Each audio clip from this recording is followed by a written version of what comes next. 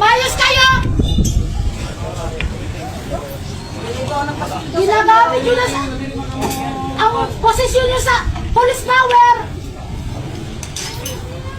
Ginagamit nyo! Ginagamit nyo! Diyan si Dato Adlaw. Mismo magulang nyo humingi ng hustisya na namatay. Na kayo po. Mutabang? Didakop na, mutabang? Nakasabot siguro ma'am sa Bisaya, no? O, sige ma'am.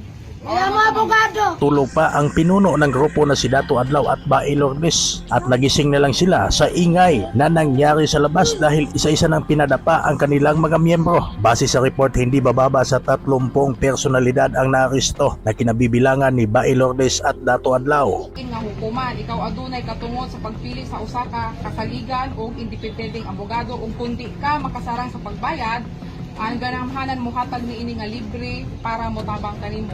Nakasabot pa tanan. Mutabang? Didakop na, mutabang? Nakasabot siguro ma'am sa Bisaya, no? O, sige ma'am. Kaya mga abogado. Tanan no. Kamo alang sa kasayuran ninyong tanan, ikakop kamo sa salaod sa usurpation of authority. Nag-issue kini ni acting presiding judge Judge Chua. Oh.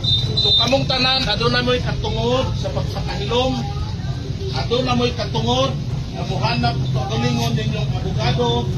Kung aduna sa mo'y katungod nga kung wala mo dili mo makaapod sa usa ka abogado, ang gobyerno mo'y muhatag diha kaninyo.